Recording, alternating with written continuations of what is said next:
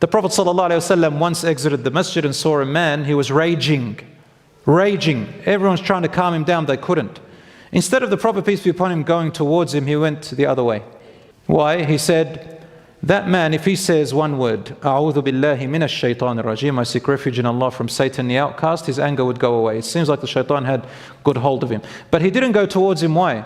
Because he was not in a place to listen. It was going to get worse. And he might say something to the Prophet ﷺ in which he earns Allah's anger. So the Prophet moved away and gave him time. When he calmed down, then he talks to them. And that's a way of treating people who are close to you, like your children, your spouse, your parents, yourself, your siblings, cousins, relatives, is to try and approach them in times when things are calm, and to approach in the most lenient way and most careful way that you can. Otherwise, you control your behavior if you cannot control other people's behavior, and this is what Allah will ask you about. Brothers and sisters, I now come to a misconception which I would really love to share with you. We said before that Iman, religion, to be religious and to have faith and to have strong belief is one thing, that's one strength, and the other strength is good character. There is a misconception where people think that every religious person means that they must have excellent character. But that is wrong. Religious and character are actually separate.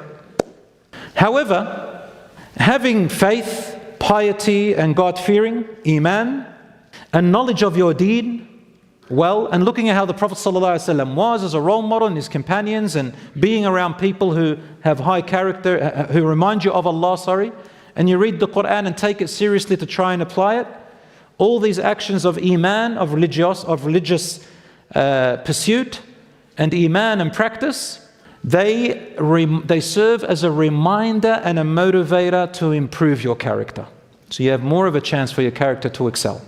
The evidence is in the Quran. Allah subhanahu wa ta'ala says, Ya ayyuhalladhina amanu la yaskhar qawmun min qawm. O you who have believed, do not let a group of you insult and abuse another group. They may be better than you, but he still called them what?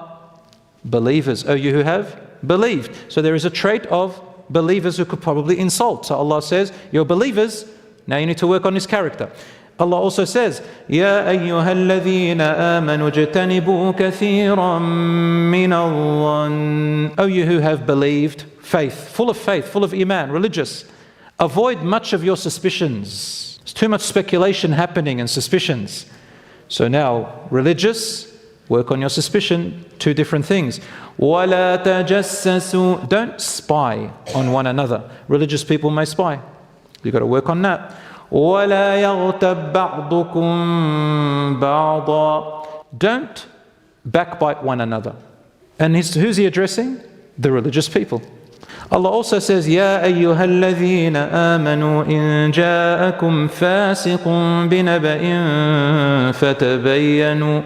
O you who have believed, again, religious people, faithful people, if someone who is untrustworthy or a news that is corrupt, that can cause problems and trouble and fitna, comes to you, verify, clarify, find out, and see if you do have to take action. If you do, find out, verify, seek, so that you do not attack a people ignorantly and hastily, and then you will be regretful over what you did. Again, he's addressing the faithful ones, but can they have bad character and just believing everything that comes their way and attacking people and backbiting people and assuming bad about people? Yes. So these are separate. And remember what I said before, the Prophet, peace be upon him, said that the most reasons for that makes people enter paradise are two things: taqwallah wa husnul khuluq. Fearing Allah, having God consciousness most of the time in your life or throughout your life, and husnul khuluq, coupled with excellent character. Again, the Prophet's talking about taqwa, God consciousness and Iman, one thing, husnul khuluq another.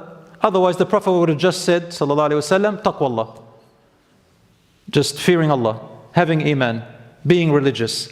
He wouldn't have mentioned husnul khuluq, and Allah wouldn't have mentioned it separately.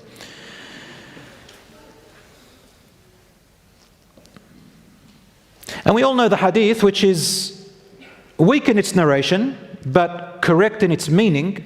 And you'll probably be a bit shocked when I say this hadith, because we use it and it's very popular. When it comes to marriage, for people when they get married, the Prophet, peace be upon him, said to the fathers and to the women and to the girls and the ladies and, families, إِذَا جَاءَكُم مَّن تَرْضَوْنَ دِينَهُ وَخُلُقَهُ. If a man with good religion and good character approaches you for marriage, or for your daughters for marriage, فَزَوِّجُوا. Then give your daughters to them, or you accept them in marriage. If you do not do so, there will be much corruption on earth. That second part, much corruption on earth, is not correct. It also does not fit with the meanings of the Quran and Sunnah.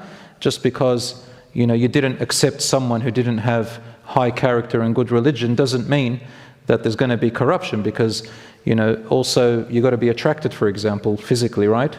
You got to be attracted, personalities. I mean, there's a lot of companions who had amazing character, like Zayd radiallahu anhu and Zaynab, who were married radiallahu anhu. They were both promised paradise, but their marriage didn't work out.